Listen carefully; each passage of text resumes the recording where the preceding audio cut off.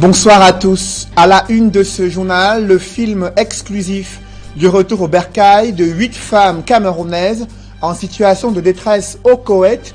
Elles retrouvent la chaleur familiale après des années passées dans l'enfer de l'esclavage moderne et de la maltraitance. Le cri de détresse met en lumière la lenteur observée dans l'assistance et la protection consulaire à accorder à ces personnes vulnérables. Le gouvernement s'en défend dans ce journal. À suivre dans cette édition de 20h, des témoignages bouleversants, des enquêtes exclusives sur l'ampleur de ce trafic des êtres humains entre le Cameroun et le Moyen-Orient. On en parle en ouverture de ce journal.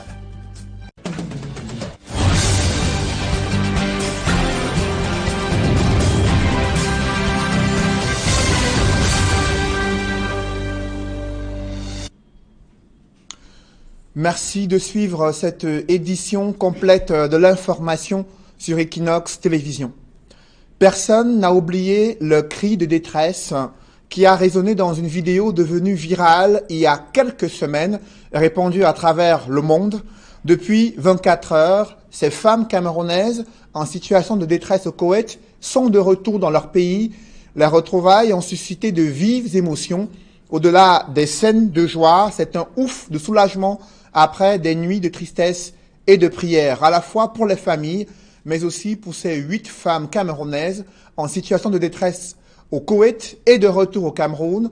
Nos reporters Dallas Tiana et Donald Brice-Camgan n'ont rien manqué des images de ces retrouvailles, images exclusives sur Equinox Télévision.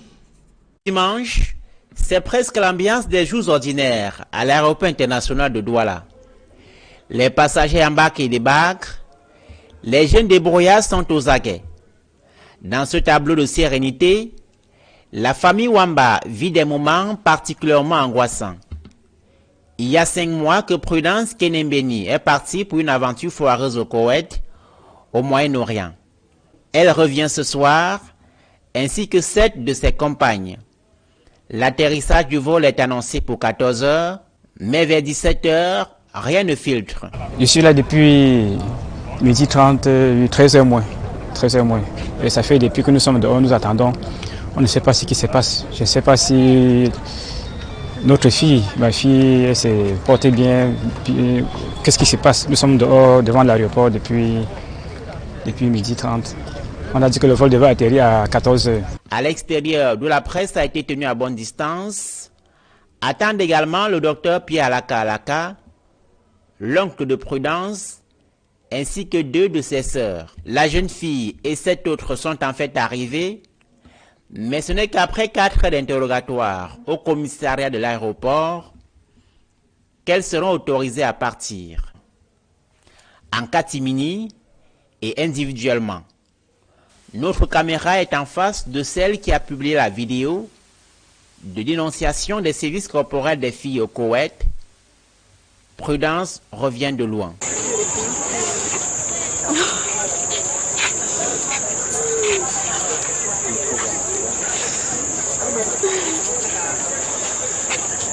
Après 5 mois, ça fait vraiment du bien parce qu'il y a beaucoup là-bas qui sont enfermés. On dit qu'ils ont double caisse. Selon ce qu'ils disent là-bas, les Koweïtiens disent qu'il y a double caisse. Le travail, c'est 5h, 1h du matin. Oui, dès que les 1h arrivent, là maintenant, tu peux te doucher et dormir un peu. Mais à 5h, tu dois te lever. Parce qu'ils disent que c'est comme ça qu'ils se sont arrangés dans le contrat avec l'office qui t'a fait venir au Koweït, que c'est comme ça. Et entre-temps, l'office dit c'est 7 heures. C'est 7 heures que tu dois dormir, que tu dois te lever. Mais dans la maison déjà c'est différent. Oui, dans la maison quand tu vas travailler c'est différent. C'est pas le cas. Et quand tu te plains, le fils dit non, je vais appeler ta patronne. Il n'appelle jamais. Le temps passe, c'est comme ça, les jours passent, ils ne disent rien. C'est peut-être au cas où tu as comme nous avons nos connexions Facebook, là, les amis aussi, c'est une fille, tu tombes peut-être sur une fille qui est aussi au Koweït, c'est là et t'explique que non, le fils ne peut plus rien parce que tu as été déjà vendu. Oui, il faut juste finir ton contrat de 2 ans. Mais l'office, eux, ils te disent que c'est 6 mois. Retrouvailles chaleureuses et sourires au coin pour le papa et les membres de la famille. Non, je suis très content ce soir de retrouver ma fille parce que depuis que cette histoire a commencé, nous étions toujours dans l'inquiétude. On se demandait comment ça se passe là-bas. Mais ce soir, je suis très content qu'on est rentré. Mais j'aimerais que ces camarades qui sont restés là-bas dans la souffrance, que les âmes de bonne volonté, que notre gouvernement puisse mettre les choses en place pour que celles qui sont encore là-bas en souffrance, qu'elles puissent rentrer dans notre cher et beau pays, le Cameroun. Est-ce que Prudence a changé? Comment est-ce que vous la trouvez? Quand elle était par terre, quand je l'accompagnais ici à l'aéroport, elle avait bien du poids, mais je vois qu'elle a vraiment souffert. Je vois cette souffrance chez elle. Elle a fondu. Elle était bien potelée le jour que je l'accompagnais ici à l'aéroport. Elle a beaucoup fondu. Mais j'espère qu'on va retrouver le pays. Et on a l'espoir que les choses vont bien aller. Je suis très content ce soir de retrouver ma fille. Mon sentiment est mitigé. Je suis déjà heureux que ma nièce soit rentrée. Mais je ne suis pas content parce qu'il y a d'autres Camerounaises qui ne sont pas rentrées. Elles étaient officiellement à 22. Il y a 8 qui viennent d'arriver devant vous tout à l'heure. Et il y a 12 qui sont restés. Le retour des 8 jeunes filles est l'œuvre d'une organisation de la société civile internationale constituée d'avocats avec diverses contributions. Pour moi, c'est déjà une mission de sensibilisation à travers le cas de Prudence et d'autres, médiatiser un maximum pour éviter à d'autres Camerounaises, d'autres jeunes Camerounaises de se retrouver dans des mêmes conditions. Bon, il en reste encore 12 Camerounaises, a priori, si on tient compte des chiffres qu'elle nous a donnés. Il s'agit de maintenir la pression, peut-être grâce à vous aussi, afin que les 12 puissent revenir et un laisser-passer et puissent rentrer au Cameroun. Donc a priori on nous a dit mardi, espérons que ce soit mardi, nous attendons de voir ce qui va se passer. Mais en tout cas je pense qu'il ne faut pas lâcher la pression, il faut médiatiser, en reparler davantage et puis éduquer nos jeunes sœurs. La chaleur du retour au pays natal s'est poursuivie au quartier Bépana Omnisport dans le 5e arrondissement. Voisins, amis et curieux sont venus voir Prudence, la courageuse. Elles reviennent de loin, ces jeunes femmes camerounaises en situation de détresse au Koweït. De retour au Cameroun, elles viennent de passer leur première nuit aux côtés des siens. Et du coup, la tristesse cède peu à peu la place à la joie de retrouver la chaleur familiale. Mais des cauchemars sur cette vie infernale au Koweït hantent encore les esprits. C'est le constat qu'au fond, nos reporters, Gladys Sidier et Innocent Abega, qui sont allés retrouver la jeune femme Prudence parmi les siens dans la ville de Douala. Reportage.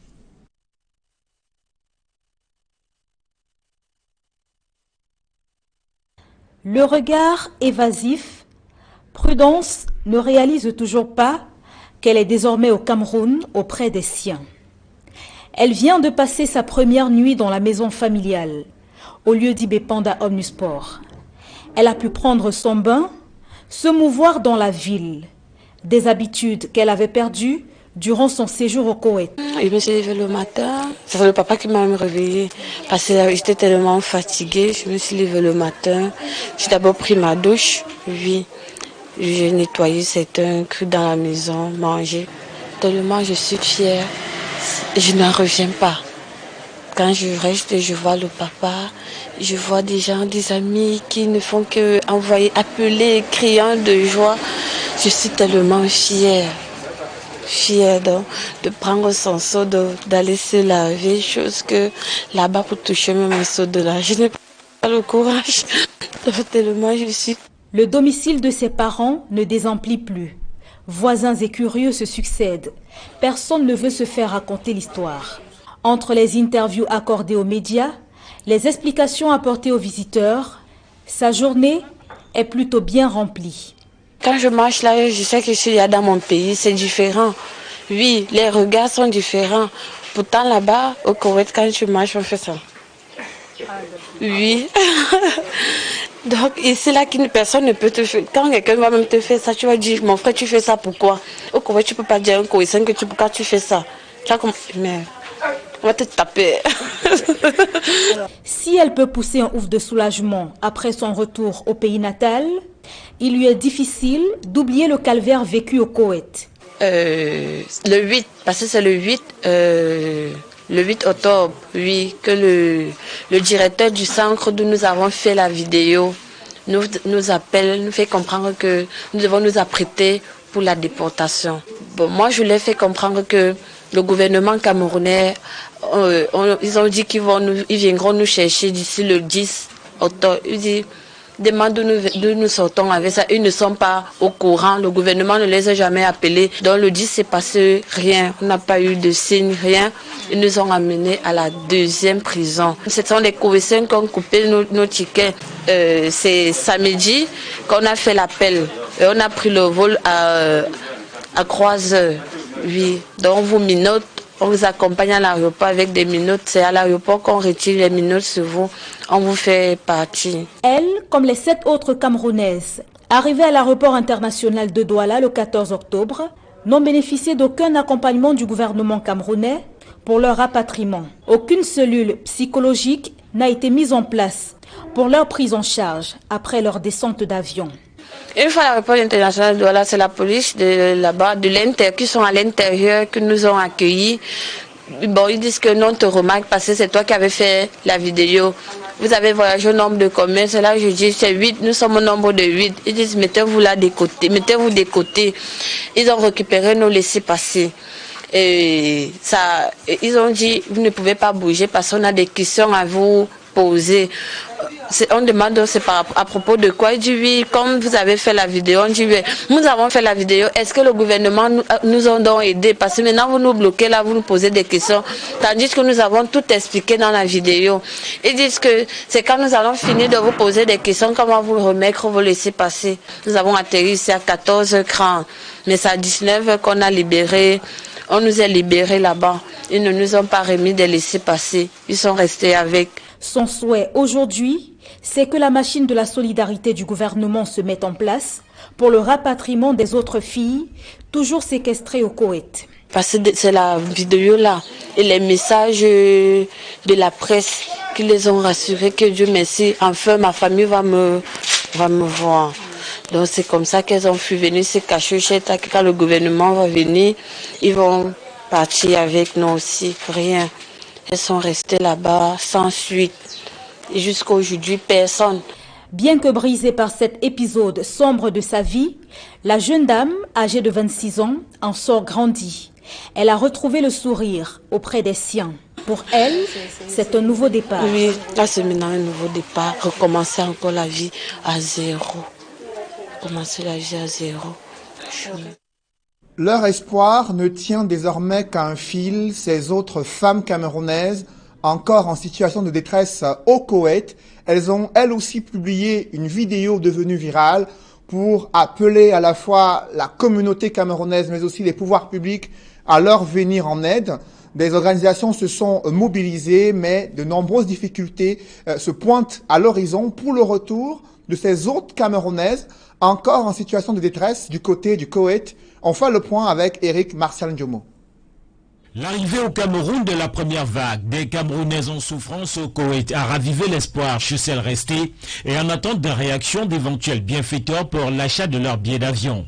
Dans ce registre, la nommée Tikoum Sidonie, bénéficiaire d'un billet d'avion offert par l'association Les Enfants Mouniques Les Fous du Cœur, s'est vu refuser le droit de partir du Koweït par les responsables du centre de confinement dans lequel elle se trouve.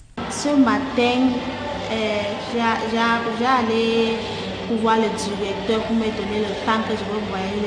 Le directeur a dit que non. L'avion, il y a le problème avec l'avion. Après la pression exercée par moult organisations, ce dernier s'est résolu à la laisser partir. Disposant désormais de son laissez-passer et de son billet d'avion qui a coûté la somme de 235 000 francs CFA, elle peut regagner le Cameroun. Une perspective fort réjouissante. Moi, je suis déjà prête pour voyager. Je dis merci, merci et Dieu va te bénir tout le monde. Merci. Notons que la même association promet d'offrir un autre billet à une autre fille en détresse une fois que Tikoum Sidonie arrivera au Cameroun. Vous avez suivi le cri de détresse de ces femmes camerounaises au Koweït, met en lumière la lenteur observée dans l'assistance et la protection consulaire à accorder à ces personnes vulnérables.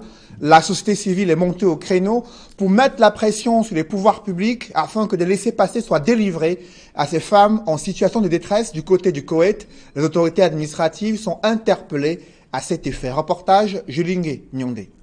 Depuis le retour à Douala des jeunes Camerounaises transformées en esclaves au Koweït, le flou règne sur les vrais acteurs qui ont milité pour la libération de ces dernières. À ce sujet, le collectif Universal Lawyers and Human Rights Defense, sans toutefois prétendre que c'est grâce à lui que les filles ont retrouvé la liberté, reconnaît néanmoins avoir fait pression sur les autorités camerounaises. Non, je ne vais pas récupérer cela, mais peut-être que la pression qu'on a mis, l'intérêt qu'on a apporté. Alors, est-ce que c'est la présence qui a permis? Je n'en sais strictement rien. À vrai dire, nous le saurons bientôt, mais pour l'heure, bon, c'est un intérêt. Donc, on ne va pas récupérer quelque chose qui n'est peut-être pas de notre. C'est elles qui ont payé leur laissez-passer. Et les 12 autres qui sont restés n'avaient pas l'argent pour payer les laissez-passer. Donc, il s'agit de faire pression de nouveau sur l'État pour que les engagements soient tenus et que les 12 autres puissent rentrer. Quelques heures après le retour des filles au bercail, les réactions sont multiples.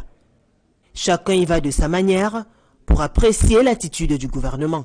Si nous ne maîtrisons pas la question de la pauvreté, nous n'allons pas résoudre ces problèmes. Si nous ne maîtrisons pas la question de l'insertion des jeunes, et plus particulièrement de la jeune fille, nous n'allons pas résoudre ce problème. Et pour ces filles, il faut de la protection. Je trouve qu'elles sont un peu très exposées, parce qu'en les exposant, comme on le fait, on met leur vie en danger. Sur la question, des femmes juristes préconisent une prise en charge. Face à une situation comme celle-là, il faudrait que le gouvernement revoie sa politique d'emploi, qu'ils prennent en charge ces filles. La prise en charge ne doit pas être seulement factuelle, il y a même la prise en charge psychologique, parce qu'elles ont été affectées sérieusement sur le point de vue psychologique. Et cette prise en charge, ça nécessite vraiment un vrai déploiement gouvernemental. Au moment où les jeunes filles savourent les retrouvailles en famille, il est à noter que ces dernières peuvent obtenir des indemnités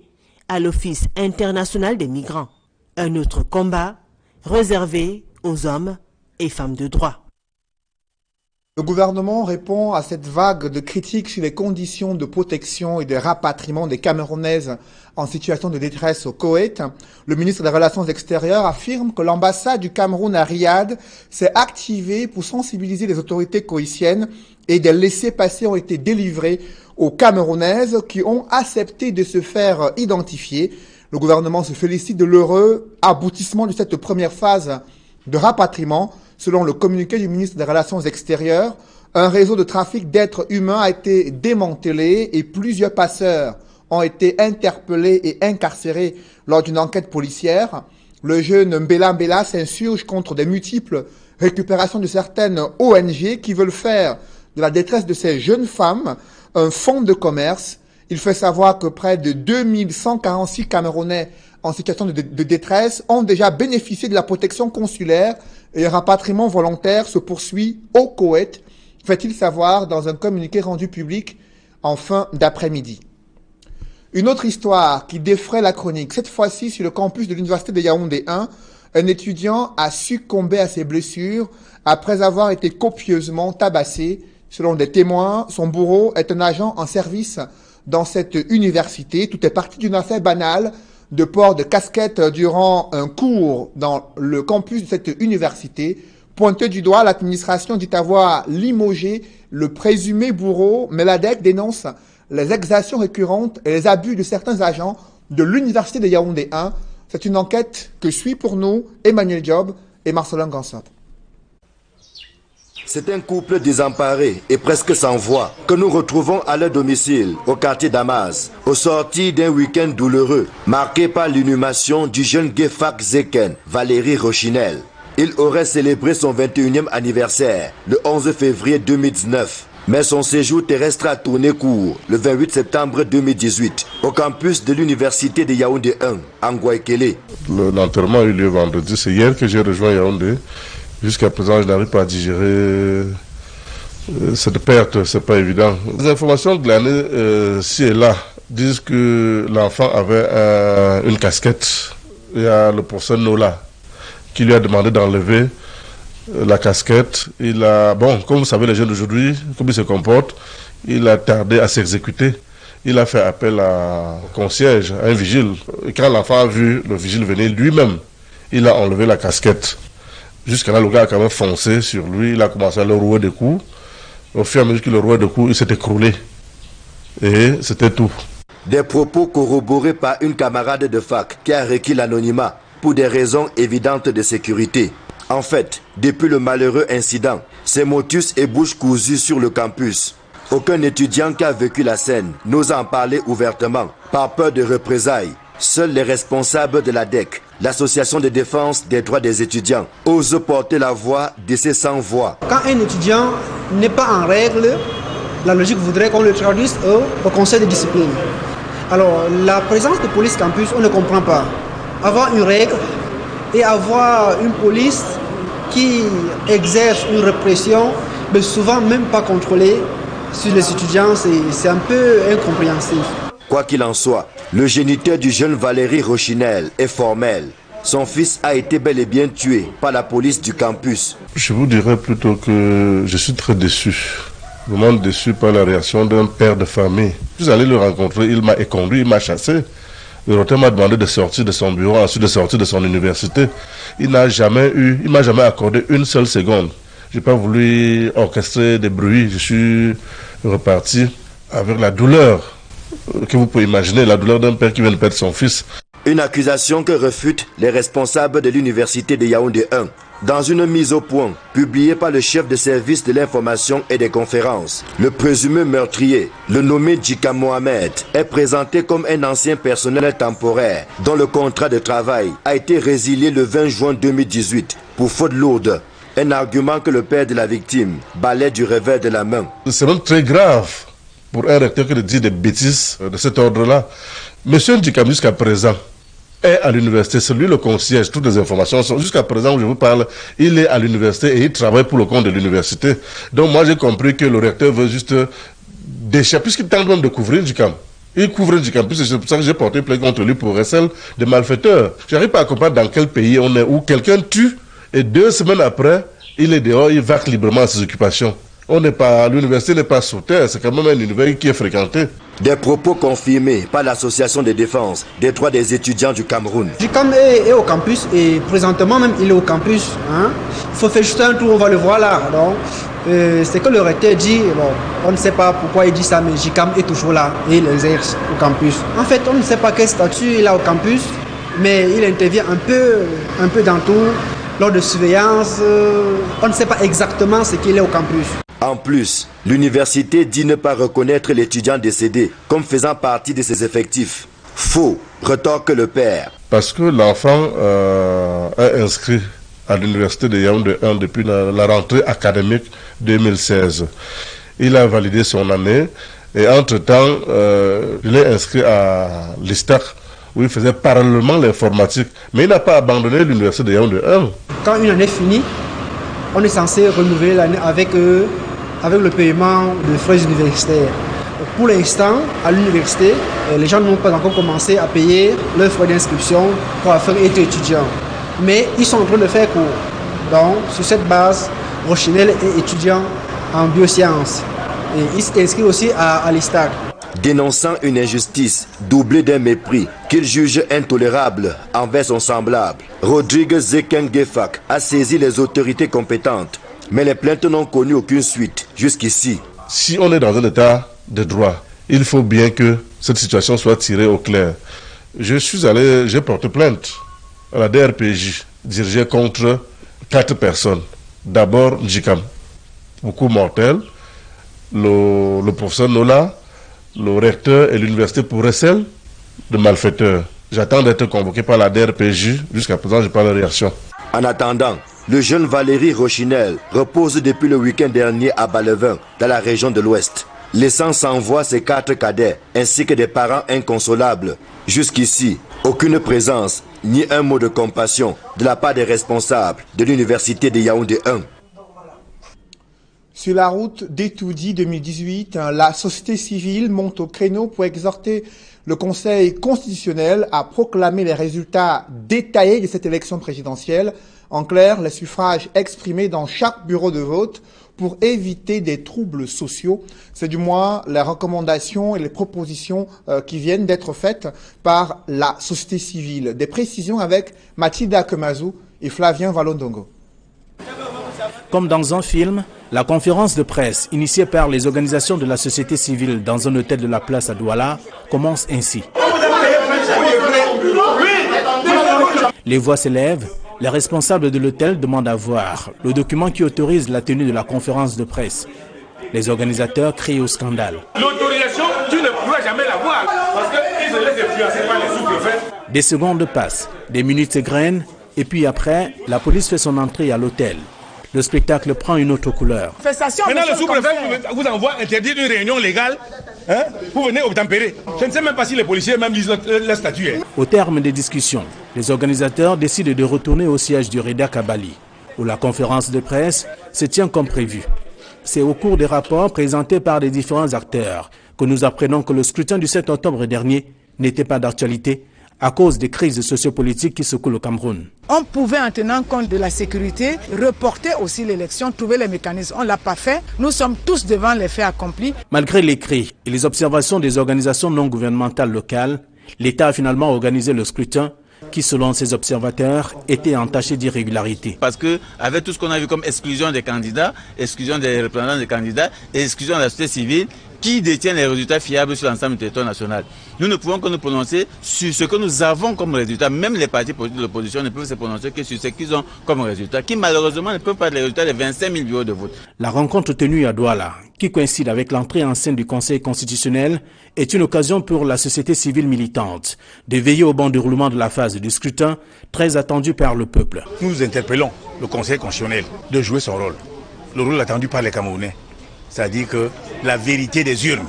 Parce que jusque-là, ce n'est pas la vérité des urnes qui a souvent été donnée aux Camerounais, mais c'est autre chose. Et les mettons en garde sur la gestion qu'ils feront des recours que les parties prenantes ont adressés à cette institution. Les organisations de la société civile qui font le point de la présidentielle du 7 octobre dernier s'accordent à dire que le processus électoral au Cameroun ne remplit pas les critères d'une élection crédible et transparente. À Yaoundé, ce sont des forces de l'ordre qui ont pris d'assaut les bureaux du mouvement pour la renaissance du Cameroun, où devait se tenir une conférence de presse pour dévoiler le collège d'avocats devant défendre le recours en annulation partielle des opérations de vote. Contre toute attente, les organisateurs de la dite conférence ont été interdits de tenir une telle manifestation.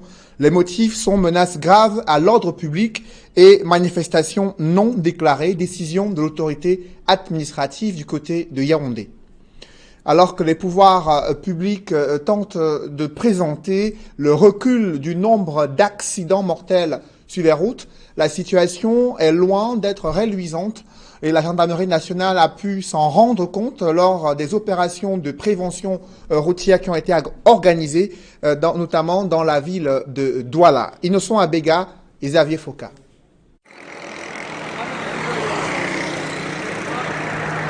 Selon une étude de l'Organisation mondiale pour la santé réalisée au Cameroun, les accidents de la route sont devenus la deuxième cause de mortalité nationale après le paludisme.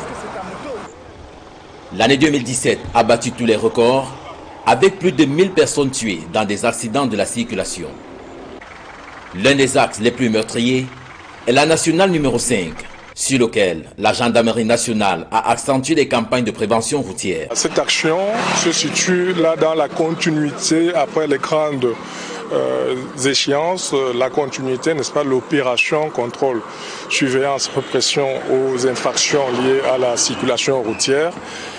Et pour maintenir la permanence, n'est-ce pas, du contrôle. Parmi les causes des accidents de la circulation, figure en bonne place la qualité des routes, la qualité des véhicules utilisés et le non-respect de la limitation des vitesses. D'où l'accent particulier qui a été mis sur ce dernier aspect. Ceux des usagers qui transgressent la limitation normale de vitesse. À ce niveau, nous flashons les véhicules sortant de l'ouest pour Douala. Au-delà des contraventions et autres sanctions prévues, Cette autre campagne de prévention routière vise à remodeler les mentalités de chaque usager pour sa propre sécurité. Ici, on vous applique le non-respect de la limitation de vitesse. Vous roulez à une vitesse de 71 sur 50. Vous avez deux options, l'amende forfaitaire et de 25 000 francs. Si vous n'avez pas l'argent, on vous auditionne sur procès verbal. Quelle est l'option qui vous convient? L'action de la gendarmerie participe en réalité de déterminer chacun des usagers dans sa propre conscience, au-delà de tous les contrôles, au-delà de la présence continue de la gendarmerie sur le terrain, de prendre lui-même en tant qu'usager conscience de la dangerosité de la route et de s'amender et de changer de manière endogène de mentalité en ce qui concerne la circulation routière. L'amélioration des infrastructures routières et le respect du code de la route par les usagers permettrait de réduire le nombre de morts sur nos routes. Un public reportage dans ce journal, 21 lauréats de la 16e promotion de la Business Excellence Academy, désormais opérationnelle. Ils viennent de recevoir le parchemin lors de fin de formation à Yaoundé. C'était au cours d'une cérémonie présidée par le recteur de la Piquet Focam Institute of Excellence. Reportage. Après une courte mais ô combien édifiante prière, le campus de Piquet Focam Institute of Excellence a déroulé le tapis à la 16e promotion de la Business Excellence Academy. Ils étaient 31 sur la ligne de départ, mais à l'arrivée, 21 candidats ont réussi à obtenir une moyenne supérieure ou égale à 16 sur 20. Ce sont les stars du jour. Le secret, c'est le travail. Tout ce que je peux dire, c'est le travail. En présence du top management de Piquet Focam Institute of Excellence et de plusieurs chefs d'entreprise, les heureux lauréats ont reçu leur parchemin, en plus d'une motivation financière pour les majors de la promotion. De quoi se réjouir après avoir été moulé à la bonne école pendant 3 mois. Vraiment, je suis heureux de recevoir ce prix et vraiment très heureux. Et durant cette formation, j'ai vraiment acquis beaucoup de choses qui m'ont permis de comprendre qu'aujourd'hui, je suis le seul maître de mon destin et seul moi, je suis capable de faire ce que je veux de mon environnement, de ma personne. Pour cette promotion, les candidats ont été formés en 2 modules, Insurance puis Audit en Risk Management.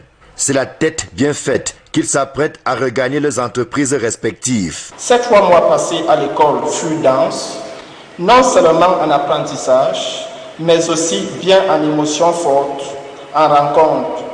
Dans cette ambiance de stress, de compétition, de travail et d'effort, au lieu de jouer à la carte du chacun pour soi, nous nous sommes serrés les coudes. Nous sommes restés solidaires jusqu'à ce jour. Nous pouvons être fiers de ce diplôme, de notre formation, qui nous donne les atouts importants pour notre vie professionnelle. Toutes les communautés ici représentées, à savoir Sao Tomé, la Côte d'Ivoire, le Niger, le Burkina Faso, le Sénégal et le Cameroun, nous sommes fiers de la formation reçue à la Business Excellence Academy. À travers la Business Excellence Academy, Piquet Focam Institute of Excellence poursuit sa mission de formation des leaders africains de demain. Déjà 16 promotions et une folle envie d'aller encore plus loin. Business Excellence Academy a pour vocation précisément de donner les outils aux cadres, jeunes cadres, aux professionnels, c'est-à-dire et aux personnes qui exercent déjà dans une activité dans une entreprise. Ces cadres qui ont été recyclés vont retourner dans leurs entreprises et dans leurs pays respectifs. Je voudrais dire un mot de félicitations à ces étudiants qui ont travaillé dur pendant 3 mois et qui récoltent aujourd'hui le fruit de leur travail. Le pourcentage de succès à plus de 16% est suffisamment élevé. Vous voulez devenir ingénieur, manager, économiste. Un seul choix, Piquet Focam Institute of Excellence, situé au quartier Emana, à Yaoundé. Mesdames, messieurs, c'est la fin de ce journal. Merci de l'avoir suivi. Juste après cette édition de 20h, retrouvez Serge Alain Autour et ses invités pour le débrief du journal sur le plateau d'Equinox Soir. Serge Alain. Bavure à l'université de Yaoundé 1. Et les parents de cet étudiant qui a succombé à ses blessures ont décidé de porter plainte à la fois contre l'université mais aussi contre le présumé bourreau de leur enfant. Ils racontent dans ce reportage comment ils ont essuyé l'indifférence de l'administration de l'université. Celle-ci ne se reconnaît pas dans les accusations qui sont formulées contre elle.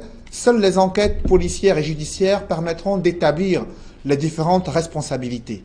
Le jeune Belambela, ministre des Relations extérieures, s'insurge contre cette façon de vouloir récupérer l'affaire des rapatriés de Koweït par les ONG. Le ministre des Relations extérieures qui a tout d'abord insisté sur les moyens mobilisés par les pouvoirs publics dès l'alerte de l'existence de ces Camerounaises en situation de détresse, avec l'ambassade du Cameroun à Riyad qui a sensibilisé les autorités koweïtiennes et a délivré les laissez-passer gratuitement, a précisé le ministre des Relations extérieures, qui a évoqué également des enquêtes qui sont en cours afin de démanteler ces réseaux de trafic des êtres humains entre le Cameroun et le Moyen-Orient. Voilà, madame, monsieur, c'est l'essentiel du débrief. Bonne soirée à vous, Cédric. Bonne soirée à vous, Serge Alain. Rendez-vous demain 20h. Rendez-vous demain. Madame, monsieur, dans un instant, le débrief toujours en compagnie des invités.